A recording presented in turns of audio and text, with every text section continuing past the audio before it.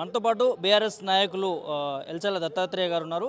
అయితే కామారెడ్డి డిక్లరేషన్కి సంబంధించి రాష్ట్ర ప్రభుత్వం హామీ ఏదైతే ఇచ్చిందో అది ఇప్పటి వరకు కూడా పూర్తిగా అమలు కాని పరిస్థితి. ఏదో కులగణన అనే అంశం అయితే మరి తీసుకొచ్చింది. కానీ ఇదే అంశంపైన వాళ్ళ ఎమ్మెల్సీ కవిత ఆధ్వర్యంలో ఏదైతే బీసీ సంఘ నాయకులు అయితే మరి భేటీ కావడం జరిగింది. ఈ అంశాలన్నిటి కూడా చర్చిద్దాం. చెప్పండి అన్న, ఎట్లా చూస్తారు ఈ సమీక్షను? ఇవాళ ఎమ్మెల్సీ కవిత గారి ఆధ్వర్యంలో గతంలో కాంగ్రెస్ పార్టీ అధికారంలోకి వచ్చిన నాటి నుంచి ప్రతి జిల్లాలలో బీసీల సమస్యలపై రౌండ్ టేబుల్ సమావేశాలు పెడుతూ కవిత గారు జిల్లా స్థాయిలో ఉన్నటువంటి బీసీ కుల సంఘాల నాయకుల నుంచి కూడా వినతి పత్రాలు తీసుకున్నారు. సో పూర్తి స్థాయిలో బీసీల హక్కుల కోసం కవిత గారి నాయకత్వంలో ఫైట్ చేయబోతా ఉన్నాం. గతంలో కాంగ్రెస్ పార్టీ అధికారంలోకి రావడం కోసం కామారెడ్డి సాక్షిగా ఇదే ముఖ్యమంత్రి రేవంత్ రెడ్డి కామారెడ్డిలో పోటీ చేసిండు, ఇక్కడ కొడంగల్లో పోటీ చేసిండు. మరి కామారెడ్డికి వచ్చి అడగమంటావా లేకపోతే కొడంగల్కి వచ్చి అడగమంటావా? బిడ్డ రేవంత్ రెడ్డి, నువ్వు బీసీలకు ఇచ్చినటువంటి కామారెడ్డి డిక్లరేషన్ ఏడదా పెట్టొచ్చినావు, అసలు దొరుకుతుందా లేదా? గాంధీ భవన్లో ఏమైనా మర్చిపోయినావా? నువ్వు అదే కామారెడ్డి డిక్లరేషన్లో కర్ణాటక ముఖ్యమంత్రి అయినటువంటి సిద్ధారామయ్య గారిని తీసుకొచ్చి ఒక బీసీ బిడ్డ చేత అబద్ధపు హామీలు ఇప్పించినావు. నీ రాజ్యాంగాన్ని చేతిలో పట్టుకొని తిరుగుతున్నటువంటి రాహుల్ గాంధీ పొన్నం ప్రభాకర్ గారికి లేఖ రాస్తారు. తెలంగాణ రాష్ట్రంలో అద్భుతంగా 6 గ్యారెంటీలు అంటారు. నిజంగానే రాహుల్ గాంధీ గారికి ఫేస్ ఉంటే, ముఖం ఉంటే, చిత్తశుద్ధి ఉంటే ఒక్కసారి రండి. మీరు ఇచ్చినటువంటి 6 గ్యారెంటీలలో ప్రధానంగా బీసీలకు ఇచ్చినటువంటి కామారెడ్డి డిక్లరేషన్ తుంగలో దొక్కినరు. కామారెడ్డి డిక్లరేషన్లో ఏదైతే బీసీ కులాలకు స్థానిక సంస్థల్లో ఉన్నటువంటి రిజర్వేషన్ కేవలం 23% ఉంది, మేము అధికారంలోకి వస్తే 42% రిజర్వేషన్ కల్పించి 23,000 పైచులకు బీసీలను సర్పంచులు, ఎంపీటీసీలు, జడ్పీటీసీలుగా చేస్తామని చెప్పి హామీ ఇచ్చినాం. ఎన్ని రోజుల్లో చేస్తా అని చెప్పినావు? కామారెడ్డి డిక్లరేషన్ ప్రకారం బీసీలకు రిజర్వేషన్లు కేవలం 100 రోజుల్లో చేస్తా అని చెప్పినావు రేవంత్ రెడ్డి. 365 రోజులు అవుతుంది. 2-3 సెషన్ల అసెంబ్లీ సమావేశాలైనాయి. ఒక్క సెషన్లో కూడా ఈ బీసీలకు సంబంధించిన రిజర్వేషన్ల మీద తీర్మానం చేయలేదు, అసెంబ్లీలో దీన్ని చర్చించలేదు. అంటే నేను బీసీల మీద చిత్తశుద్ధి ఏముందో అర్థమైపోయింది. బీసీ సంఘాల నాయకులందరం కోర్టుకు పోయి, అయ్యా బీసీలకు సంబంధించినటువంటి కులగణన బీసీ కమిషన్ చేస్తే దానికి చట్టబద్ధత ఉండదు, దానికంటే ఒక డెడికేషన్ కమిషన్ వేయాలని చెప్పేసి మేమందరం కొట్లాడితే డెడికేషన్ కమిషన్ వేసినావు. లేకపోతే లోపభూయిష్టమైనటువంటి జీవోఎంఎస్ నంబర్ 119 తోటి బీసీల కులగణన చేసింది కూడా చెల్లుబాటు కాకుండా పోయేది. సో ఇవాళ ఈ డెడికేషన్ కమిషన్ కూడా డెడ్ లైన్ లేకుండా ఎప్పుడు నువ్వు రిపోర్ట్ సబ్మిషన్ చేస్తామని అడుగుతా ఉన్నాం. ఇవాళ ఎన్యుమరేటర్స్ ఎవరైతే కులాల లెక్కలు తీస్తూ ఉన్నారో వాళ్ళు ఇప్పటి వరకు కూడా కేవలం 60% ఆఫ్ ద ఫ్యామిలీని కూడా కలవలేదనేటువంటిది మా కుల సంఘాల నాయకులందరూ జిల్లాల నుంచి వచ్చినటువంటి వాళ్ళు చెప్తా ఉన్నారు. వాళ్ళు చెప్పిన సమాచారం ఆధారంగా అర్థమైంది ఏంటంటే కాంగ్రెస్ పార్టీ బీసీల లెక్కలు తెలుస్తలేదు, కేవలం కాలయాపన చేసేటువంటి పని పెట్టుకున్నది. బీసీలకు ఏదైనా ఇవ్వాలంటే కాంగ్రెస్ పార్టీకి చేతులు రాదు. గతంలో స్వాతంత్ర భారతదేశం నుంచి మొదలుకుంటే నేటి రేవంత్ రెడ్డి వరకు కూడా బీసీలను అత్యంత ఎక్కువగా మోసం చేసింది ఎవరైనా ఉన్నారంటే అది కాంగ్రెస్ పార్టీ అని చెప్పి తెల్లైంది. ఏదైతే కామారెడ్డి డిక్లరేషన్లో బీసీలకు ఇచ్చినటువంటి మొట్టమొదటి మాట ఈ స్థానిక సంస్థల రిజర్వేషన్ 42%. రెండోది ఏమన్నాడంటే తక్షణం నేను బీసీలకు ఎంబీసీలు ఏవైతే ఉన్నారో పాపం వాళ్ళు చాలా ఇబ్బంది పడుతూ ఉన్నారు, ఎంబీసీలో ఇప్పటివరకు ఎవరు మంత్రులు కాలేదు కాబట్టి నేను ఎంబీసీ కులాలకు మంత్రిత్వ శాఖ ఇస్తాను. అంటే ఎంబీసీ ఎమ్మెల్యేలు దొరుకుతలేరా, లేకపోతే మంత్రిత్వ శాఖ ఖాళీ లేదా రేవంత్ రెడ్డి? నీ రెడ్లతో నేను నిండిపోయిందా అని చెప్పి మేము ప్రశ్నిస్తా ఉన్నాం. నువ్వు ఇప్పటి వరకు ప్రకటించినటువంటి కార్పొరేషన్ చైర్మన్లలో, ఫెడరేషన్ చైర్మన్లలో ప్రతి దాంట్లో కూడా నీ సొంత రెడ్డి సామాజిక వర్గానికి పెద్దపీట వేసుకున్నావు. బీసీలని ఎంబీసీలకు మొత్తానికి కూడా నువ్వు చాలా తక్కువ చేసి మాట్లాడుతున్నావు, వాళ్ళకు రాజకీయ అవకాశాలు కూడా ఇస్తలేవు. కాబట్టి ఇవాళ కవిత గారి ఆధ్వర్యంలో పెట్టుకున్నటువంటి ఈ సమావేశం యొక్క ముఖ్య ఉద్దేశం ఏంటంటే కాంగ్రెస్ పార్టీలో పనిచేస్తున్నటువంటి ఎంబీసీ నాయకులకు, బీసీ నాయకులకు కూడా ఒకటే మేము హెచ్చరిస్తా ఉన్నాం. మీరు ఆ పార్టీ జెండా మోస్తున్నప్పుడు, ఆ పార్టీ కోసం పనిచేస్తున్నప్పుడు ఆ పార్టీలో ఇచ్చేటువంటి రాజ్యాంగబద్ధమైనటువంటి పదవులకు మీరు ఎందుకు అర్హులు గారని చెప్పేసి అడుగుతా ఉన్నాం. ఆ పదవులకు కూడా మీరు జనాభా దామాషా ప్రకారం బీసీల లెక్కెంత ఉందో అంత తేల్చి ఆ పదవులన్నింటిలో కూడా బీసీలకు అవకాశం ఇవ్వాలని చెప్పేసి ఈ సందర్భంగా డిమాండ్ చేసినాం. కవిత గారి ఆధ్వర్యంలో త్వరలో జనవరి 3వ తారీఖు నాడు సావిత్రిబాయి పూలే జన్మదినాన్ని పురస్కరించుకొని ఇందిరా పార్క్ వేదికగా తెలంగాణ రాష్ట్రంలో ఉన్నటువంటి 33 జిల్లాల్లో ఉన్నటువంటి బీసీలు, ఎంబీసీ కులాల సంఘాలు నాయకులతో కూడా భారీ ఎత్తున ఒక బహిరంగ సభ పెట్టబోతున్నాం, అంటే ధర్నా నిర్వహించబోతా ఉన్నాం. దాంట్లో కామారెడ్డి డిక్లరేషన్తో పాటు గతంలో కేసీఆర్ ప్రభుత్వం బీసీ కులాలకు ఇచ్చినటువంటి ప్రతి సంక్షేమ పథకాన్ని ఇవాళ కాంగ్రెస్ పార్టీ ఆపేసింది. ఎందుకు? మేము ఏం పాపం చేసినామయ్యా రేవంత్ రెడ్డి? కేసీఆర్ ఏమో అడగక ముందే యాదవులకు గొర్రెలు ఇచ్చిండు, ఆ గొర్రెల ద్వారా వాళ్ళ ఆర్థికంగా బాగా బెనిఫిట్ అయినరు. యాదవులకు ఇచ్చినటువంటి గొర్రెలతో పాటు ముదిరాజులకు చేపలు ఇచ్చేసి వాళ్ళకు వెహికల్స్ ఇచ్చిండు, అవి అమ్ముకోవడానికి వెహికల్కు లోన్లు ఇచ్చిండు. దాంతోపాటు గౌండ్లకు అన్ని విధాలుగా మాఫీ చేసేసి వాళ్ళని కూడా ఆదుకున్నాడు, బీసీలకు లోన్లు ఇచ్చిండు. ఇగో ఈ విధంగా తీసుకుంటే ఎంబీసీ కులాలైనటువంటి చాకలి మంగళకు 250 యూనిట్ల ఉచిత విద్యుత్తుని ఇచ్చిండు. దాంతోపాటు విదేశాలకు ఎవరైనా ఈ కులాలకు సంబంధించినటువంటి ఎంబీసీ కులాల విద్యార్థులు కానీ, బీసీ విద్యార్థులు కానీ విదేశాల్లో చదవడానికి పోతే 20 లక్షల ఓవర్సీస్ లోన్ ఇచ్చాడు. రేవంత్ రెడ్డి ప్రభుత్వం సంవత్సర కాలంలో ఒక్క ఓవర్సీస్ లోన్ కూడా విడుదల చేయకపోవడం ఈయనకు బీసీల మీద ఉన్నటువంటి చిత్తశుద్ధి ఏందో అర్థమవుతా ఉంది. రియంబర్స్మెంట్లో కూడా అత్యంత ఎక్కువ శాతం, జనాభాలో 58% ఉన్నటువంటి బీసీలలో విద్యార్థులు కూడా 58% పైనే ఉంటారు. కాబట్టి రియంబర్స్మెంట్ ఏదైతే ఉందో, ఫీజు రియంబర్స్మెంట్ కూడా విడుదల చేయకపోవడానికి కారణం బీసీలు ఎక్కువ ఉన్నారు అనేటువంటి ఉద్దేశంతోనే బీసీ బిడ్డలను విద్యకు దూరం చేయాలనే ప్రయత్నం చేస్తూ ఉన్నాడు. ఇప్పటికిప్పుడు ఏదైతే బీసీ రెసిడెన్షియల్ స్కూళ్ళల్లో గురుకుల విద్యార్థులు ఏదైతే పిట్టల్లాగా చచ్చిపోతూ ఉన్నారో, చనిపోయినటువంటి విద్యార్థులు కూడా అత్యధికంగా బీసీ, ఎస్సీ, ఎస్టీ మైనార్టీ వర్గాల విద్యార్థులు ఉన్నారు. కాబట్టి వాళ్ళ చావులు కూడా ఈయనకు ఎటకారంగా ఉంది. మొన్న సంధ్యా థియేటర్లో రేవతి అనేటువంటి ఆమె చనిపోతే, డిసెంబర్ 4వ తారీఖు నాడు రేవతి చనిపోతే డిసెంబర్ 23వ తారీఖు నాడు స్పందించినటువంటి రేవంత్ రెడ్డి ఇవాళ రోజుకొక విద్యార్థి పిట్టల్లాగా చచ్చిపోతుంటే మరి ఎందుకు స్పందిస్తలేరు? సామాన్య పౌరుల చావులేమో ఆయన కంటికి కనిపించవు. ఇవాళ వాళ్ళకు ఎక్స్గ్రేషియా ఇవ్వడం కానీ, వాళ్ళని ఆదుకోవడం కానీ, వాళ్ళ కుటుంబాలను పరామర్శించడం కానీ ఒక్కటి కూడా చేయరు. కానీ రేవతి కుటుంబం కోసం మాత్రం క్యాబినెట్ మొత్తం మాట్లాడుతుంది. సినిమా ఇండస్ట్రీ మొత్తాన్ని పిలుచుకొని మీటింగులు పెడతావు. సినిమా ఇండస్ట్రీ మీద ఉన్నంత చిత్తశుద్ధి ఈ చనిపోతున్నటువంటి ఎస్సీ, ఎస్టీ, బీసీ మైనార్టీ వర్గాల విద్యార్థుల మీద లేకపోవడం మా దౌర్భాగ్యం. ఈ దుర్మార్గుడు అనేటువంటి ముఖ్యమంత్రి మా రాష్ట్రానికి ముఖ్యమంత్రి కావడం, హైడ్రా పేరు మీద హైదరాబాద్లో ఉన్నటువంటి ఎస్సీ, ఎస్టీ, బీసీ మైనార్టీ వర్గాల ఇండ్లను కూల్చేస్తే బుచ్చవ్ అనేటువంటి మహిళ ఉరితాడుకు వేలాడి రేవంత్ రెడ్డి పేరు చెప్పి చచ్చిపోయింది. అట్లాగే రాజేంద్ర అనేటువంటి వ్యక్తి కూడా హైడ్రా కూల్చివేతల్లో ఇల్లు కూల్చివేస్తున్నప్పుడు అక్కడే బారున కూలబడిపోయి హార్ట్ అటాక్ వచ్చి చనిపోయాడు. సో వీళ్ళందరూ చనిపోయినటువంటి కుటుంబాలను పరామర్శించాడు. చేనేత కార్మికులు దాదాపుగా రేవంత్ రెడ్డి ముఖ్యమంత్రి అయిన తర్వాత 38 మంది చేనేత కార్మికులు ఆత్మహత్య చేసుకున్నారు. వాళ్ళకి విడుదల చేస్తున్నటువంటి నిధులు లేవు. బతుకమ్మ చీరలు పక్కకు పోయినాయి. బతుకమ్మ చీరలు ఇచ్చినా కూడా వాళ్ళు నేసుకొని వాళ్ళు ఉపాధి పొందేవాళ్ళు. ఆ బతుకమ్మ చీరలు బంద్ చేసిండు. సో ఇట్లా రైతులు దాదాపుగా 480 మంది రైతులు ఈ రేవంత్ రెడ్డి ముఖ్యమంత్రి తర్వాత చచ్చిపోతే కేసీఆర్ ఇచ్చినటువంటి రైతు బీమా ఎగ్గొట్టేసిండు. ఒక్క కుటుంబానికి కూడా, చనిపోయిన రైతు కుటుంబానికి 5 లక్షల రైతు బీమా అనేటువంటిది ఇవ్వట్లేదు. కాబట్టి ఇట్లా ఏది తీసుకున్నా కూడా రేవంత్ రెడ్డి ముఖ్యమంత్రి అయిన నుంచి ఎస్సీ, ఎస్టీ, బీసీ మైనార్టీ వర్గాల మీద ఉక్కుపాదం మోపుతా ఉన్నాడు. ముఖ్యంగా ఏదైతే ఇవాళ బీసీలకు ఇచ్చినటువంటి కామారెడ్డి డిక్లరేషన్ కోసమే తెలంగాణ రాష్ట్రంలో ఉన్నటువంటి 33 జిల్లాల అన్ని కులాల ప్రతినిధులతోని ఎమ్మెల్సీ కవిత గారి ఆధ్వర్యంలో భారీ సమావేశం జరిగింది, పత్రికా సమావేశం జరిగింది, మీడియా సమావేశం జరిగింది. ఈ సమావేశం తీర్మానం ఒకటే చేసినాం. రేపు ఏదైతే జనవరి 3వ తారీఖు నాడు ఇందిరా పార్క్ సాక్షిగా జరగబోయే బీసీల మహాసంగ్రామ ధర్నా ఏదైతే ఉందో దాంట్లో ఈ అన్ని విషయాలను కులంకషంగా ప్రతి ఒక్కరం కూడా వ్యక్తపరుస్తాం. ఏ కులానికి కేసీఆర్ ప్రభుత్వంలో ఎంత బెనిఫిట్ జరిగింది, ఇవాళ రేవంత్ రెడ్డి వచ్చిన తర్వాత ఏ కులాలకి ఇవన్నీ నిలిపివేసిండు, వీటన్నిటి మీద చర్చించడం కోసం, ముఖ్యంగా కామారెడ్డి డిక్లరేషన్ అమలు చేయడం కోసం, స్థానిక సంస్థల్లో బీసీల రిజర్వేషన్ తక్షణం ఇంప్లిమెంట్ చేయడం కోసమే రేపు జనవరి 3వ తారీఖు నాడు రేవంత్ రెడ్డి మొత్తం బట్టలు ఉడదీసి అక్కడ ఆడుతామని చెప్పి హెచ్చరిస్తాం.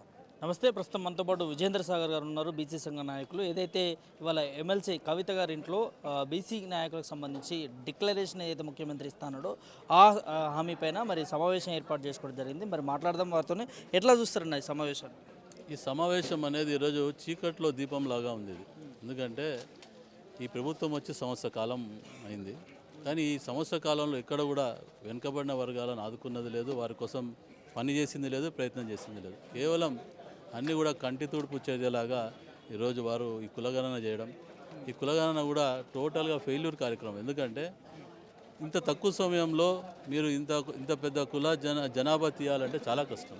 ఎందుకంటే మీరు ఇచ్చిన సమయం కూడా ఎన్యూమరేటర్లకు మధ్యాహ్నం వరకు వాళ్ళు ఉద్యోగం చేసుకోవాలా, మధ్యాహ్నం తర్వాత కులగణన చేయాలి. ఆ కులగణన చేయాలంటే కూడా అక్కడ మీకు ఒక్కొక్క ఇంటికి వెళ్తే దాదాపు 60 ప్రశ్నలకు సమాధానం చెప్పించుకోవాలి. అట్లా ఒక్కొక్క ఇంటికి తిరగాలంటే మీకు ఎక్కడ సాధ్యమవుతుంది మొత్తం 100% కులగణన చేయడం? కాబట్టి ఇది వీళ్ళు చేసేదంతా కూడా జస్ట్ కంటి తుడుపు చర్య, ఏదో పబ్లిక్లో చెప్పుకోవడానికి, ప్రజల్లో చెప్పుకోవడానికి తప్పితే ఇది ఎక్కడ కూడా 100% మాత్రం బీసీలకు సహకరించింది లేదు, వారికి ఈ కులగణన కూడా పనికిరాదు. కామారెడ్డి డిక్లరేషన్ ఏదైతే ఇచ్చారో అప్పుడు ఎన్నికల ముందు, సో ఎట్లా చూడొచ్చు దీన్ని? సంవత్సరం అయిపోతుంది కదా కాంగ్రెస్ గవర్నమెంట్ అధికారం. కామారెడ్డి డిక్లరేషన్ ఇచ్చారు. కామారెడ్డి డిక్లరేషన్లో వాళ్ళు ఆ రోజు ఏదైతే వాగ్దానాలు చేశారో వాళ్ళ మేనిఫెస్టోలో పెట్టారు, ఏది కూడా అమలు చేయడం లేదు. ఈరోజు మీరు చూడండి, మీరు ఒక్కటి మీకు తెలిసింది ఏదైనా ఉంటే చెప్పండి. ఒకటి ఏది అమలు జరగడం లేదు. కేవలం వాళ్ళు చేసింది ఏంటంటే వచ్చిన కొత్తలో కొన్ని కార్పొరేషన్లు ఇచ్చారు. అంటే ఫెడరేషన్లో ఉంటే కొన్ని, అంటే అన్ని మొత్తం కూడా కార్పొరేషన్ చేయలేదు, కొంతవరకు ఏదో కార్పొరేషన్లు ఇచ్చారు. కార్పొరేషన్లు ఇచ్చి కార్పొరేషన్లకు ఈరోజు పక్క రాష్ట్రం చూస్తే దాదాపు 60-70 కులాలను కార్పొరేషన్లు చేసి వాళ్ళకు పాలక వర్గాలు నియమించింది పక్క రాష్ట్రం, ఆంధ్రప్రదేశ్ రాష్ట్రం. ఇంకా మనమన్న ధనిక రాష్ట్రం అని చెప్పుకుంటున్నాము, వాళ్ళు ఇంకా వెనుకబడిన రాష్ట్రం అది. కానీ అక్కడ కూడా వాళ్ళు పాలక వర్గాలు ఇస్తారు బీసీ కులాలకు. మరి ఇక్కడ అది కూడా లేదు. ఏదో కొద్దిగా మీరు స్టార్టింగ్లో ఒక 10-15 కులాలకు కార్పొరేషన్లు ఇచ్చేసి అన్ని పెండింగ్లో ఉన్నాయి. ఈరోజు చేయలేని పరిస్థితి ఉన్నది. ఈరోజు సో ఇప్పటివరకు స్థానిక సంస్థ ఎన్నికలు జరగలేదు, జరగాల్సి ఉండే దాదాపు 2 నెలల 3 నెలల క్రితమే. సో డిలే అవుతా ఉంది. 42 రిజర్వేషన్ కావాలి బీసీలకు అని మీరు కొట్లాడుతూ ఉన్నారు. సో అవుతుంది అనుకోవచ్చా, ఎట్లా చూడొచ్చు? ఇదైతే నమ్మకం లేని ప్రశ్న అండి. ఎందుకంటే వీళ్ళకి తెలుసు ఈరోజు స్థానిక సంస్థల ఎన్నికలు పెడితే ఖచ్చితంగా ఈ కాంగ్రెస్ ప్రభుత్వం వాళ్ళు అక్కడ ఓడిపోవడం తథ్యం ఇది. ఎందుకంటే ఈరోజు పూర్తి వ్యతిరేకత ఉన్నది వాళ్ళ మీద. బీసీ వర్గాలే కాదు, ప్రతి అంశం ప్రతి వర్గం అందరూ కూడా ఈరోజు వ్యతిరేకిస్తున్న ప్రభుత్వం ఏంటంటే కాంగ్రెస్ ప్రభుత్వం. ఒక సంవత్సర కాలంలోనే ఇంత వ్యతిరేకత మూటగట్టుకున్న ఈ కాంగ్రెస్ ప్రభుత్వం ఖచ్చితంగా ఈ 42% అమలు చేయదు. స్థానిక సంస్థల ఎన్నికలు కూడా ఈ వచ్చే సమయం ఏదైతే వారి పూర్తి కాలం అయిపోతుందో ఇప్పుడున్న ప్రస్తుత కమిటీది ఆ వెంటనే మాత్రం ఎన్నికలు జరిపే ప్రసక్తే లేదు. ఎందుకంటే వాళ్ళకి తెలిసి ఈరోజు ఎన్నికలు పెడితే ఖచ్చితంగా ఓడిపోతాం. ఖచ్చితంగా ఈ స్థానిక సంస్థ మున్సిపల్ ఇప్పుడు గ్రేటర్ హైదరాబాద్ ఎన్నికలైనా కానివ్వండి, వేరే ఇతర పల్లె ప్రాంతాల్లో ఏదైతే మనకు సర్పంచ్ ఎన్నికలు, ఎంపీటీసీ అన్నిట్లో కూడా మేము ఈ మధ్య కాలంలో కొన్ని అంటే జిల్లాలు కూడా తిరగడం జరిగింది. ఎక్కడ చూసినా వ్యతిరేకత. రైతులకు రైతు బంధు లేదు, ఉద్యోగస్తులు వాళ్ళు కూడా ఈరోజు బాధపడుతూ ఉన్నారు, రైతాంగం బాధపడుతూ ఉన్నది, ఈరోజు ఇతర వృత్తుల వాళ్ళు బాధపడుతూ ఉన్నారు. ఎవరు సంతోషంగా లేరు. ఒక సంవత్సర కాలంలోనే మీరు ఇంత వ్యతిరేకతను మూటగట్టుకున్నారంటే మీరు ఎక్కడ కూడా మీరు ఇచ్చిన హామీలో నిలబెట్టుకోవడం లేదు. మీరు నిలబెట్టుకుంటే ఖచ్చితంగా మిమ్మల్ని ఈరోజు కీర్తించి ఈరోజు మీకు మంచి మెజారిటీ ఇచ్చే పరిస్థితి ఉండేది. కానీ ఈరోజు లేదు అంటే మీరు చేస్తున్న వ్యవహారం కరెక్ట్ లేదు. మీరు టోటల్గా బీసీలకు వ్యతిరేకంగా పోతూ ఉన్నారు. కాబట్టి ఖచ్చితంగా రాబోయే ఏ ఎన్నిక పెట్టినా కూడా బీసీలంతా ఏకమై ఖచ్చితంగా ఈ ప్రభుత్వాన్ని గద్దెదింపే ప్రయత్నం చేస్తారని చెప్పి తెలియజేస్తుంది. ఇంకో అంశము బీసీలకు సంబంధించి బీఆర్ఎస్ పార్టీ మద్దతు తెలుపుతున్న అంశం చూస్తున్నాం. సో బీసీల కోసం పోరాడుతుంది అనుకోవచ్చా? ఇవాళ ఎమ్మెల్సీ కవిత గారితో భేటీ అయ్యారు. ఖచ్చితంగా ఈరోజు గతంలో కూడా కేసీఆర్ గారి 10 ఏళ్ల పాలనలో కూడా బీసీలను ఆదుకున్న ప్రభుత్వం ఏదైనా ఉందంటే కేసీఆర్ ప్రభుత్వమే. ఎందుకంటే అంతకుముందు కూడా మనం 45 ఏళ్ళు 50 ఏళ్ళు మనం కాంగ్రెస్ పాలన చూసినాం. కానీ ఈ విధంగా 10 ఏళ్లలో ఇంత వాళ్ళు బీసీ కులాలను ఆదుకున్నది ఎప్పుడూ జరగలేదు. కాబట్టి ఖచ్చితంగా వాళ్ళు అమలు చేసిన పనులు మిగిలిపోయి ఉన్నాయి ఈరోజు. సో అవన్నీ కూడా పూర్తి చేయాలి. కాబట్టి ఈరోజు బీసీలకు ఒక ఆశాకిరణం లాగా కవితక్క ముందుకు రావడం, బీసీ కులాలకు చేయుతనివ్వడం అనేది చాలా గొప్ప విషయం. ఇవారు అన్ని కులాల సంఘ నాయకులు కూడా సంతోషంగా ఈరోజు ఇన్ని రోజులు సంవత్సరం కాలం పాటు మా పరిస్థితి ఏంది, మా గురించి మాట్లాడేటోళ్ళు ఎవరు, మా పరిస్థితులు ప్రభుత్వాన్ని తీసుకుపోయేది ఎవరు అని చెప్పేసి ఒక అనుమానం ఏదైతే ఉన్నదో ఈరోజు అన్నీ కూడా పటాపంచలు అయిపోయింది. కవితక్క గారు ముందుకు వచ్చారు. బీసీ కులాలకు ఖచ్చితంగా పోరాటం చేద్దాం. కాంగ్రెస్ ప్రభుత్వం ఏదైతే కాంగ్రెస్ పార్టీ ఏదైతే వాగ్దానాలు చేసిందో ఇవన్నీ కూడా మనం అవి పూర్తి అయ్యేదాకా కూడా మనం పోరాటం చేద్దామని చెప్పి పిలుపునిచ్చి ఈరోజు ఒక ప్రెస్ మీట్ పెట్టి మరి ఈరోజు మీరు చూడండి భారతీయ జనతా పార్టీ కూడా ఉంది. మరి ఎప్పుడు కూడా వాళ్ళు ఇలాంటి ప్రెస్ మీట్ పెట్టలే బీసీ కులాలను పిలిపించి. గతంలో కేసీఆర్ గారి ప్రభుత్వం ఉన్నప్పుడు ఇదే కాంగ్రెస్ పార్టీ ఆపోజిషన్లో ఉన్నది. మరి ఎప్పుడైనా మీ నాయకులు ఎప్పుడైనా ఇలాంటి ప్రెస్ మీట్లు పెట్టి బీసీ నాయకులందరినీ తీసుకొచ్చి వారి డిమాండ్ల మీద మాట్లాడించారా అని అడుగుతా ఉన్నాను. మరి ఈరోజు కవితక్క ముందుకు వచ్చి ఆ పని చేస్తుంది. కాబట్టి ఈరోజు అందరూ కూడా పూర్తి విశ్వాసంతో ఉన్నారు. ఖచ్చితంగా రాబోయే రోజుల్లో కాంగ్రెస్ ప్రభుత్వం మెడలు వంచి బీసీలది ఏదైతే వారు వాగ్దానం చేస్తారో అవన్నీ అమలయ్యేదాకా కూడా పోరాటం చేస్తామని తెలియదు. భారీ ఎత్తున ధర్నా చేస్తారని చెప్పి కూడా వినిపిస్తూ ఉంది. ఏం చెప్తారు? ఖచ్చితంగా ఇప్పుడే కవితక్క గారు పిలుపునిచ్చారు. ఏదైతే 3 తారీఖు ఏదైతే సావిత్రిబాయి పూలే గారి ఉందో ఆ రోజు ఇందిరా పార్కు దగ్గర అన్ని కులాల బల ప్రదర్శన చేస్తూ ఆ రోజు ఈ కాంగ్రెస్ ప్రభుత్వాన్ని ప్రశ్నించడం జరుగుతుందని చెప్పి తెలియజేస్తాం. చెప్పండి అన్న, ఎమ్మెల్సీ కవిత గారితో భేటీ చేశారు బీసీ నాయకులతో కూడా, ఏం చర్చించారు? నా పేరు నిమ్మల వీరన్న, సంచార జాతర రాష్ట్ర అధ్యక్షుడు.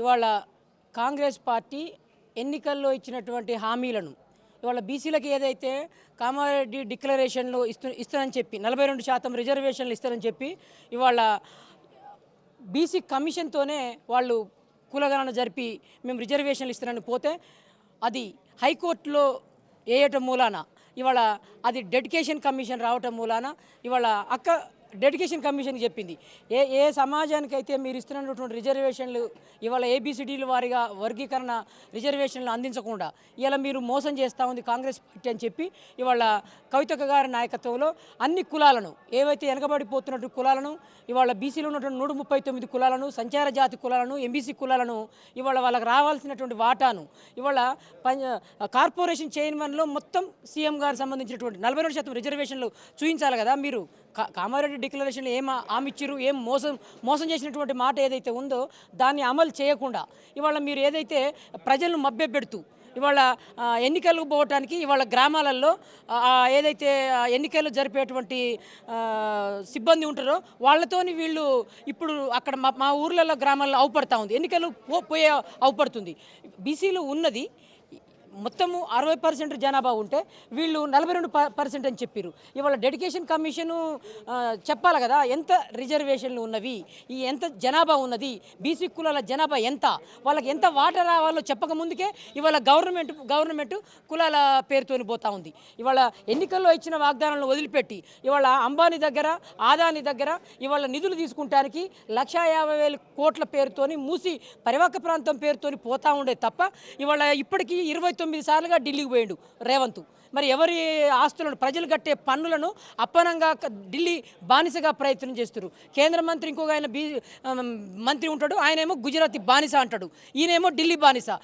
ఢిల్లీ బానిసలు గుజరాతీ బానిసలు ఇవాళ తెలంగాణ పట్ల ఉన్నటువంటి బీసీలను ఆత్మగౌరవాన్ని పన్నుల రూపేణ ఉన్న నిధులను మొత్తం కాంగ్రెస్ పార్టీకి తరలించుకుపోతుంటే ఇవాళ బీసీ కాంగ్రెస్ పార్టీలో ఉన్న బీసీలు ఇవాళ కవితక లాంటి వాళ్ళు మాట్లాడుతుంటే బీసీల గొంతుకై బీసీల హక్కుల కోసం ఆమె ఎవరి వాటా ఎంత రావాలనో ఇవాళ కవితక్క గారు మాట్లాడుతుంటే కొంతమంది ఎమ్మెల్సీలు నా కొడుకులారా అని రెడ్లను తిడుతున్నామని చెప్పి మేకపోతు గాంభీర్యాన్ని ప్రదర్శించే ఎమ్మెల్సీలు ఇవాళ గాంధీ భవన్లో సాటుగా ఇవాళ కవిత గారికి ఏం సంబంధం అని ఇవాళ బీసీ సమావేశాన్ని ఉద్దేశించి వాళ్ళు మాట్లాడుతారు. ఇవాళ ఆ కుటుంబము తెలంగాణ ఉద్యమం కోసం పోరాటం చేసినటువంటి చరిత్ర, ఇవాళ తెలంగాణ పోరాటంలో జైల్లో అరెస్ట్ అయినటువంటి చరిత్ర ఇవాళ కవితక్క గారికి ఉన్నది. ఇప్పుడు కొత్త కాదు కదా. కాబట్టి ఏం చెప్తున్నాం, ఇవాళ ఎంబీసీ కులాలకు నిధుల్లో బడ్జెట్ లేవు, ఎంబీసీ కార్పొరేషన్ కులాలకు సంచార కార్పొరేషన్ కులాల నిధులు బడ్జెట్లో కేటాయించలే. ఏదైతే ఎన్నికల్లో వాళ్ళు చెప్పిర్రు, ఎన్నికల్లో వచ్చినప్పుడు ఎంబీసీ మంత్రిత్వ శాఖ అని చెప్పిర్రు, ఎంబీసీ మంత్రిత్వ శాఖ ఇవ్వలేదు. ఇప్పటికీ ప్రజలను మోసం చేస్తుర్రు. ఎప్పుడైతే అసెంబ్లీలోకి రాగానే మొదటి సెషన్లో పూలే పేరుతోని 20,000 కోట్లు పూలే సప్లాన్ పేరుతోని ఇస్తానని చెప్పి ఇవాళ బీసీ ప్రజలను మోసం చేసినటువంటి పాత్ర ఇవాళ మన రేవంత్కు ఉన్నది. ఇవాళ లగచర్లలో పోతే రైతులను ఏడిపిస్తూ ఉండు, ఇవాళ మూసి పరివాహక ప్రాంతాల్లో పోతే హైడ్రా పేరుతోని ఎంతో పేదల ఇండ్లను కులగొడతా ఉండు. ఇవాళ కావాల్సింది కాంగ్రెస్ పార్టీ ఇండ్లు ఇస్తున్నానని చెప్తుంది. ఎవరికి ఇచ్చింది? 2,000 మహిళలకు ఇస్తున్నాను, మహిళను మోసం చేసింది. 2,500 మహిళలను మోసం చేసింది. ఇవాళ పోతే విద్యార్థుల ఇండ్లకు స్కూటీలు ఇస్తున్నామని చెప్పింది, విద్యార్థులను మోసం చేసింది. 4,000 నుంచి 6,000 పెన్షన్ ఇస్తా అని చెప్పి ఇవాళ రేవంత్ ప్రభుత్వం చెప్పింది. వికలాంగులను మోసం చేసింది 6,000 ఇయ్యక. ఇంతకంటే మోసాల ప్రభుత్వం ఇంకేమన్నా ఉంటుందా? కాబట్టి ఎప్పటికైనా కాంగ్రెస్ పార్టీ బీసీలను మోసం చేసేదే. ఇంకో విషయం చెప్పిన 2006లో డిఎన్టీ నేషనల్ కమిషన్ వేసింది. 2006లో ఆ కమిషన్ రిపోర్టు 2008లో వచ్చింది. ఏమి బాలకృష్ణారెడ్డికి కమిషన్ రిపోర్టు ఏమని చెప్పిందంటే వీళ్ళకు సపరేట్ 10% రిజర్వేషన్లు ఇవ్వాలని చెప్పింది. కానీ మోడీ అధికారంలోకి వచ్చిన తర్వాత రోహిణి కమిషన్ వేసి ఓబీసీ వర్గీకరణ పేరుతోని రిజర్వేషన్లు ఇస్తున్నానని చెప్పి ఇప్పటికీ ఇవ్వకుండా ఓసీలకు వేరే రిజర్వేషన్లు తీసుకుపోయిన చరిత్ర ఇవాళ మోడీది అవుపడుతుంది. బీసీ అని చెప్పే మోడీ ఇవాళ ఎవరికి ఇచ్చిండు? సంచార జాతులకు ఇవ్వాల్సిన 10% రిజర్వేషన్లను ఓసీలకు తీసుకుపోయిండు. కాబట్టి భవిష్యత్తులో ఇవాళ కాంగ్రెస్ పార్టీకి ఈరోజు ఎన్నికలు పెడితే పుట్టగతులు ఉండవని చెప్తూ ఈ సందర్భంగా ఆయనకు విజ్ఞప్తి చేస్తా ఉన్నారు. కోసమే కదా కులగణన చేసేది, వాళ్ళకి 42% రిజర్వేషన్ కల్పించాలని ప్రభుత్వం చిత్తశుద్ధి ఉందని ముఖ్యమంత్రి మాట్లాడుతుంది. ఇవాళ బీసీలకు రిజర్వేషన్లు అంటే 42% రిజర్వేషన్లు అని ఓట్లు డిక్లరేషన్లో మా వాటా ఎంత, బీసీలకు రావాల్సిన వాటా ఎంత, కార్పొరేషన్ పదవులలో రావాల్సిన వాటా ఎంత, బీసీ మంత్రులలో రావాల్సిన వాటా ఎంత, ఇవాళ దగ్గర దాచుకున్నటువంటి 6 మంత్రి పదవులలో ఇవాళ ఎంత దౌర్భాగ్యం అంటే విద్యార్థి హాస్టళ్లలో దగ్గర 58 మంది విద్యార్థులు చనిపోయారు. రేవంత్ వచ్చిన తర్వాత ఆయన హాస్టళ్లను పట్టించుకోక గవర్నమెంట్ హాస్టల్లో విద్యార్థులకు ఆహారం పెట్టడానికి దిక్కులేదు ఇవాళ ఈయనకు. కానీ రేవంత్కి ఏముంది? ఆదాని కోసము ఇవాళ ఆయన మూసి ప్రాజెక్టు 150,000 కోట్లు పెడతానికి డబ్బులు ఉన్నవి. ఇక హాస్టల్ విద్యార్థులకు మంచినీరు ఇస్తానికి దిక్కులేదు, హాస్టల్ వసతి భవనాలకు ఎక్కడనైనా శుభ్రత లేదు. మొత్తం విద్యాలయాలు హరగోస పెడతా ఉన్నాయి. విద్యాలయాలు ఇంతెందుకు, సీఎం సంబంధించినటువంటి కొడంగల్ పక్కనే ఇవాళ ఒక నియోజకవర్గంలో ఒక 40-50 మంది 2 సార్లు వేసి వాళ్లకు విరోచనాలు వాంతులు హాస్పిటల్ పాలవుతున్నటువంటి వ్యవస్థ ఇవాళ విద్యా వ్యవస్థలో ఉన్నది. ఈ కాంగ్రెస్ పార్టీ ఇప్పుడు ఒక 6 మంత్రి పదవులను దాచుకుంది. ఇప్పటికీ విద్యాలయాల్లో ఇంత భ్రష్టు పడిపోతుంటే ఇవాళ సినిమా పరిశ్రమ పేరుతోని వాళ్ళకు టికెట్ల పేరుతోని ఏదైనా నైట్ షోలు వేసుకుంటానికి ఇవాళ సినిమా పరిశ్రమ పేరుతోని ఆగమేఘాల మీద కూర్చున్నాడు. కానీ హాస్టల్లో విద్యార్థులు పోతుంటే విద్యార్థి మంత్రి లేకపోవటము, విద్యార్థి సమీక్షలు లేకపోవటము, హాస్టల్లో అరకొర విద్యార్థులు, ఇంకొక విద్యార్థులు ఇద్దరు విద్యార్థులను పాము గరిచి చచ్చిపోయినటువంటి చరిత్ర ఇవాళ గ్రామ పంచాయతీ ఏరియాలో ఉన్నది. కాబట్టి ఇవాళ బీసీ హక్కుల కోసం నిరంతరంగా బీసీ రిజర్వేషన్లు రావడానికి ఇవాళ కవితక్క గారు నిరంతరంగా ఈ బీసీల గొంతుకై ఇలా డెడికేషన్ కమిషన్ కూడా బీసీలకు ఏదైతే రావాలనో డెడికేషన్ కమిషన్ దగ్గర అన్ని కులాలను అన్ని వర్గాలకు ఏదైతే రావాలనో సంపదలో వాటా రావాలనో ఇవాళ కవితక్క గారు బహిరంగంగా ఇవాళ బీసీ కులాలను పిలిచి తన ఇంటిలో భాగస్వామ్యం చేసి ఈ యొక్క గొంతుకగా ఇవాళ కవితక్క గారు వినిపిస్తారు. మీకు చేతనైతే ముఖ్యమంత్రి ఇంట్లో బీసీలను కూర్చోబెట్టండి. మీకు చేతనైతే మీ మంత్రి ఇళ్లలో మీకు గనక బీసీల పక్షాన బీసీలో కనుక మీకు ఆలోచన ఉంటే మీ మంత్రిని మీ బీసీ మంత్రి ఇంట్లో ఇవాళ బీసీ కులాలను పిలిచి మీరు పెట్టాల్సిన అవసరం ఉందని ఇవాళ గనక స్థానిక ఎన్నికల్లో గనక మీరు బీసీలను మోసం చేస్తే బీసీలకు రావాల్సిన వాటా గనక రాకుంటే సంచార జాతులకు రావాల్సిన రాకుంటే సంచార జాతులకు సంబంధించినటువంటి మంత్రిత్వ శాఖను మీరు ఏర్పాటు చేయక మోసం చేశారు. కాబట్టి ఇవాళ గనక ఎన్నికలను నిర్వహిస్తే మీకు ఇప్పటికీ ఎక్కడ మీ సామాజిక వర్గాలు కానీ ఎక్కడ కానీ ఇలా కాంగ్రెస్ పార్టీకి ఓటేసే అవకాశమే లేదని నేను ఈ సందర్భంగా మనవి చేస్తున్నా. ఏంటన్నా బీసీలకి ప్రభుత్వం అన్యాయం చేస్తుంది అనుకోవచ్చా? బీసీ డిక్లరేషన్ ఇస్తానని కామారెడ్డి వేదికగా, సో ఏం చెప్తారు? ఈరోజు బీసీలకు అన్యాయం చేస్తుందంటే ఈ కాంగ్రెస్ పార్టీ మనకు స్వతంత్రం ఎప్పుడైతే వచ్చిందో అప్పటి నుండి కూడా ఈ పార్టీ పరిపాలిస్తుంది. మధ్యలో కొన్ని రోజులు బీజేపీ పార్టీ పరిపాలించిన ఈ పార్టీ ఎక్కువ కాలం ఈ దేశాన్ని పరిపాలించింది, ఈ రాష్ట్రాన్ని పరిపాలించింది. కానీ ఎక్కడ కూడా బీసీలకు న్యాయం చేసినటువంటి పరిస్థితి లేదు. అందుకనే ఈరోజు బీసీలకు రావాల్సినటువంటి న్యాయమైన డిమాండ్ల కోసం, న్యాయమైన హక్కుల కోసం ఈరోజు కవితక్క గారు ముందుకు రావడం జరిగింది. ఎందుకంటే ఈ బీసీ వాళ్ళ కోసం ఎవరైతే ముందుకు వస్తారో ఈ ప్రభుత్వాలు వాళ్ళను పదవులు ఆశ చూపో లేక ఇంకేదో చేసో మభ్యపెట్టి మభ్యపెట్టి అణిచేటువంటి ప్రయత్నం అప్పటి నుండి ఇప్పటిదాకా జరుగుతూ ఉంది. అందుకే మేము కోరుతా ఉన్నాం ఏంటంటే మాకు రావాల్సినటువంటి రిజర్వేషన్ ఈరోజు 42 జనాభాలో సగంకి ఎక్కువ ఉంటాం మనం. మీరు 42% ఎందుకు కుదించిండ్రు? ఏ ప్రాతిపదికన 42% అని తేల్చింది ప్రభుత్వం? కామారెడ్డి డిక్లరేషన్లో బీసీలకు 42% అని చెప్పి ఏ విధంగా మీరు ప్రకటించడం జరిగింది? ఈరోజు 50% పైగా మన బీసీలు ఉన్నారు. మరి అటువంటి పరిస్థితులు 42% ఎందుకు కుదించడం? అదొకటి. అదేవిధంగా బీసీలకు ఎంబీసీలకు కలిపి మంత్రిత్వ శాఖను ఏర్పాటు చేస్తామని చెప్పి ఈ ముఖ్యమంత్రి గారు కామారెడ్డి డిక్లరేషన్ చెప్పారు. అతిగతి లేదు. బీసీలకు బీసీ సమూహానికి మన కాంప్లెక్స్లు నిర్మించి ఇస్తామని చెప్పి మున్సిపల్ పరిధిలో కాంప్లెక్స్ నిర్మించి ఇస్తామని చెప్పినారు. అది అతిగతి లేదు. అదేవిధంగా స్థానిక సంస్థల్లో 42% రిజర్వేషన్ కల్పించిన తర్వాతనే స్థానిక సంస్థల ఎన్నికలకు పోతామని చెప్పి ప్రకటించారు. ఇప్పటికి కూడా దానికి అతిగతి లేదు. ఏదో పేరుకు మేము కమిషన్ వేసినాం, కులగణన చేస్తున్నాం. కులగణనలో కూడా అన్ని తప్పుల తడకల ఉంది. ఇప్పటికైనా రేవంత్ చిత్తశుద్ధితో చేస్తూ ఉన్నారు కదా కులగణన. చిత్తశుద్ధి ఎక్కడుంది? ఇప్పటికీ సగానికి పైగా బీసీల లెక్కలే తీసుకుంటలేరు. ఎవరు ఇళ్లలకు పోతలేరు. ఇళ్లలకు పోకుండా మేము ఒక్కడే కూర్చొని బీసీ ఓసీ అని రాసుకుంటే ఎట్లా? మీరు ఎవరైతే ఆ బాధ్యతలు చెప్పారో వారికి కింది స్థాయిలో వెళ్ళి మీరు సర్వే చేస్తే కదా తెలిసేది. ఎవరు అట్లాంటి సర్వేనే ఇంతవరకు జరగడం లేదు. ఏదో ఆఫీసులలో కూర్చొని మేము బీసీ ఇంత, ఓసీ ఇంత, ఎస్సీ ఇంత, ఎస్టీ ఇంత అని చెప్పడం కాదు కదా. మీరు సమగ్రంగా నివేదిక తయారు చేయాలని చెప్పి డిమాండ్ చేస్తున్నాం. బీసీల లెక్కలను తప్పుగా చూపించే ప్రయత్నం ఈ ప్రభుత్వాలు చేస్తున్నాయని చెప్తున్నాం.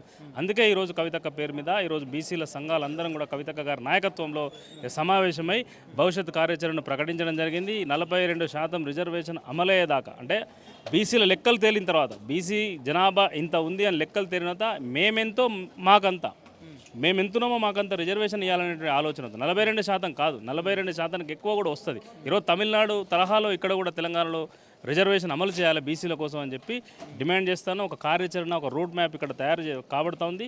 ఈ కవితక్క నాయకత్వంలో భవిష్యత్తులో ముందుకెళ్తాం. రిజర్వేషన్ కల్పించాలి బీసీలకి అంటే 42% కాదని మీరు అంటా ఉన్నారు. ఈరోజు మేము ఎంతున్నామో అంత లెక్కలు తేల్చండి అని అడుగుతున్నాం. మేము ఈరోజు కేంద్ర ప్రభుత్వాన్ని కూడా డిమాండ్ చేస్తున్నాం. మీరు కూడా లెక్కలు తేల్చండి. లెక్కలు తెచ్చే దేశవ్యాప్తంగా కూడా ఇప్పుడు ఇంత పెద్ద దేశంలో బీసీలకు మంత్రిత్వ శాఖ లేదు. కేంద్రంలో కాంగ్రెస్ పార్టీ అధికారంలో ఉంది, బీజేపీ పార్టీ అధికారంలో ఉంది. ఇంతవరకు కేంద్రంలో ఒక మంత్రిత్వ శాఖ లేదు. మంత్రిత్వ శాఖ పెడితే కదా బీసీలకు రావాల్సినటువంటి హక్కులు బయటకు వస్తాయి, రావాల్సినటువంటి హక్కులు తీసుకొస్తాము.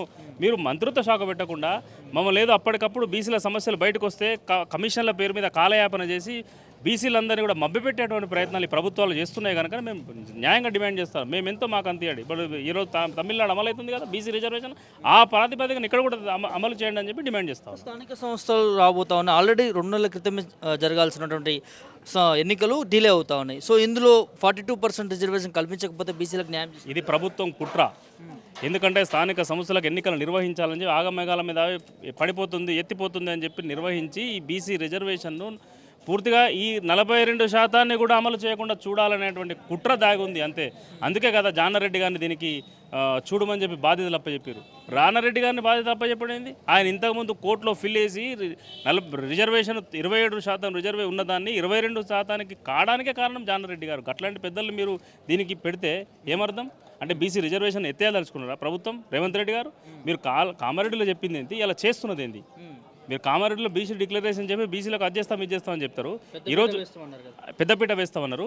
ఈరోజు జానారెడ్డి గారిని ఇక్కడ పెట్టి జానారెడ్డి గారి ఆధ్వర్యంలో ఇదంతా జరుగుతుందంటే గతంలో 27% ఉన్నదాన్ని 22కు తీసుకొచ్చిందే జానారెడ్డి గారు, వారు పంచాయతీరాజ్ శాఖ మంత్రిగా ఉన్నప్పుడు. మీరు వారి చేతిలో పగ్గాలప్ప చెప్తే ఏమవుతుంది? బీసీలు అన్యాయం అవుతుంది కదా.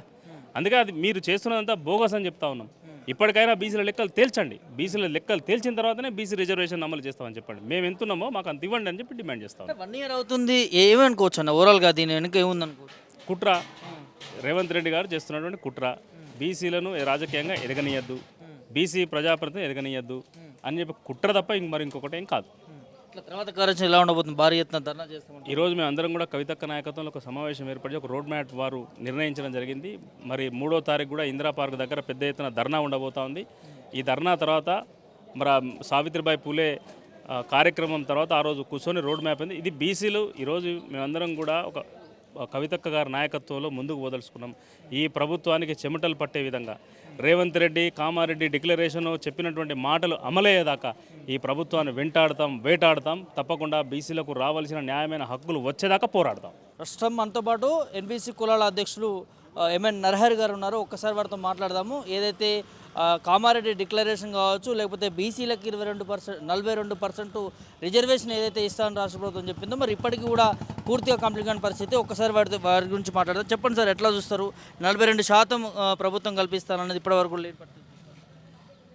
ఏ రోజు అయితే వాళ్ళు ప్రభుత్వం రాకముందు బీసీ డిక్లరేషన్ను కామారెడ్డిలో ఏదైతే చెప్పారో మాకు ఎంబీసీలకు మంత్రిత్వ శాఖ కూడా ఇస్తామని వాళ్ళు వాగ్దానం చేయడం జరిగింది. అదే ఈ 36 కులాలు అత్యంత దౌర్భాగ్య స్థితిలో ఉన్న కులాలు, అందులో ఏలా కలిపాడు అనంతరామన్ కమిషన్ 1970 ముందు మాత్రము మాకు సపరేట్గా సంచార అర్ధ సంచారాలు ఉండేవి. ఈ కులాలు ఏంటి, ఆ కులాలను తెచ్చి ఏ గ్రూపులో కలిపితే ఆ సేవ కులాల వృత్తి కులాలతో పోటీ పడలేని కులాలు మా దగ్గర మన ఎంబీసీలో ఉన్నాయి. దయచేసి మాకు ఎంబీసీ కులాలకు ఏదైతే మంత్రిత్వ శాఖ ఇవ్వడం అనేది స్వాగతిస్తున్నాం. ప్రభుత్వం ఎవరు మాకు గవర్నమెంట్ మా కులాలకు మేలు చేస్తారో వాళ్ళు మేము స్వాగతిస్తాం. అదేవిధంగా కులగణన ఒక కాలం తీసేశారు, మాది కాలము పెట్టి కాలం తీసేశారు. అది వాళ్ళు గమనించవాలని వాళ్ళు కాలము పెట్టారు. ఈ కులాలు ఎంబీసీ కులాలు సంచార కులాలు అనే కాలం ఉండింది. ఆ కాలము వీళ్ళ సంఖ్య తెలిస్తే మన వాటా అడుగుతారనే ఉద్దేశం ఉందా మనకు అర్థం కావట్లేదు. వాళ్ళ కాలం తీసినందుకు మా సంఖ్యను కూడా ఎక్కడున్నదో చెప్పుకోలేకపోతున్నాం. ఇంకొకటి, ఈ కులాలు సంచార అర్ధ సంచార కులాలు ఈరోజు ఇక్కడ బతుకుదేరు ఈడు ఉంటే రేపు ఇంకో ఊరిలో ఉంటాయి. మా జీవన విధానము మా పిల్లలు చదువుకొని స్థితిలో ఉన్నారు. ఈ గత ప్రభుత్వం మనకు జీవో ఇవ్వలేదు, మెమో ఇచ్చింది 5% రిజర్వేషన్ ఇవ్వమని వాళ్ళకి ఇచ్చారు. మా పిల్లలకు గురుకులాలలో అడ్మిషన్ ఇప్పించాం. ఈసారి ప్రభుత్వం ఏర్పడింది, గురుకులాలలో 5% మాకు తొలగించారు. అది ఈ చదువులేని పిల్లలు, ఒక అప్లై చేయలేని పిల్లలు, వాళ్ళకి ఈ రోజుల్లో అత్యంత స్థానము విద్యకు ప్రాముఖ్యత ఇవ్వాలి. విద్య ఆరోగ్యం ఇది ఉన్నప్పుడే సస్యశాలం వల్ల ఉంటాయి ఈ కులాలు. అందుగురించి విద్యనే లేనప్పుడు వాడు ఇంత పశువుగా తయారయ్యి క్రిమినల్గా తయారవుతున్నారు మా సంచార ఎంబీసీ 36 కులాలు. వాళ్ళకి ఒక నిర్బంధం విద్యని కల్పించమని రాజ్యాంగమే మనకు ఒక బోధిస్తుంది. మనకు అది వీళ్ళు ఇంప్లిమెంట్ చేయలేకపోతున్నందుకు మా కులాలు దౌర్భాగ్యంగా ఈరోజు మాకు చీకటి బతుకులని చీకటి దాంట్లోనే మేము ప్రయాణిస్తున్నాం. 70 ఏళ్ళు స్వతంత్ర భారతం వచ్చినప్పటికి కూడా మాకు మనగడ ఒక ఎమ్మెల్సీ కానీ, ఒక ఎమ్మెల్యే కానీ, ఒక సర్పంచ్ కానీ ఈరోజు ఏది అసెంబ్లీ అంటేనే, ఒక శాసనసభ అంటేనే మాకు తెలియదు. మా కులాల ఒక ప్రతినిధి కూడా రాకపోవడం దౌర్భాగ్యం. అంటే 77 ఏళ్ళ మేము ఎక్కడుండాలి? మా గొంతు వినిపించి చట్టసభల్లో మా యొక్క హక్కుల గురించి మేము చెప్పాలన్నా కూడా మా ప్రతినిధి లేదు. ఇంకొక విషయం ఏంటంటే, ఈ యొక్క ఇన్ని కులాలకి నామినేటెడ్ పోస్టు ఉన్నవాడికి అదే కట్టే ఉన్నవాడికే బర్రె అని, వాళ్ళకే ఉన్నవాడికే నీకు ఎమ్మెల్సీ పదవిని నామినేటెడ్ ఇస్తున్నాడు. ఈ కులాలు పోటీ చేయలేని కులాలు, ఈ ఆర్థికంగా లేని కులాలు ఒక్క నామినేటెడ్ రాజ్యసభ కానీ ఎమ్మెల్సీ కానీ ఇస్తే మా చట్టసభల్లో గొంతు వినిపించడానికి అవకాశం కల్పించామని పదే ఎన్నిసార్లు చెప్పినా వాళ్ళు పెడచెవిన పెట్టేసి వాళ్ళ ఓటు బ్యాంకు కోసమే ప్రయాణం చేస్తున్నారు తప్ప ఈ కులాల బాగు కోసం కానీ కులాల దీనికోసం అని లేవు. ఇంకొకటి మీ దృష్టికి తెస్తున్నా, 27 కులాలని ఆంధ్ర నీళ్లు నిధులు నియామకాలు తెచ్చుకున్నది తెలంగాణ తెచ్చుకుంటే కూడా ఈరోజు 27 కులాలని కలపమని ఆంధ్ర కులాలు అయితే ఏవైతే అక్కడ ఉన్న కులాలు ఈ మళ్ళీ ఉద్యోగాలు తెలంగాణ బిడ్డలకి మళ్ళీ కొట్టడానికి వాళ్ళు ప్రయత్నాలు సుప్రీంకోర్టుకు ఆశ్రయించడం జరిగింది. సుప్రీంకోర్టుకి వేస్తే ఇప్పుడు ఈ ఒక ఓటు బ్యాంక్ కోసము ఈ సిటీలలో ఆంధ్ర ప్రాంతానికి చెందిన చాలామంది ఉన్నారు. వాళ్ళు బతకమనండి, మేము కాదనట్లేదు. మా ఉద్యోగాలు మా పిల్లలు మా చదువుకొని మా ఉద్యోగాల కోసం మేము తెలంగాణ తెచ్చుకుంటే మళ్ళీ మీరు ఒక కళింగులు అనేటి బలమైన క్లాస్ తెచ్చి మళ్ళీ ఇక్కడ ఆంధ్ర ప్రాంతానికి చెందిన కులం తెలంగాణలో వస్తే మేము మళ్ళీ బతుకులు మళ్ళీ బజారు పాలే, మా ఒక 100 ఏళ్ళు మళ్ళీ 50 ఏళ్ళు మన వెనక వెళ్ళే పరిస్థితి ఉంది.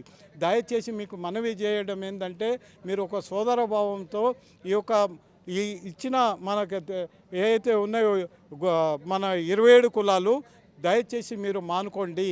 ఎందుకంటే తెలంగాణలో మీరు బతకండి, కానీ మా ఉద్యోగాల మా పిల్లల బతుకులని బజారు పాలు చేయొద్దని మేము మా కులాల నుంచి మనవి చేస్తున్నాం.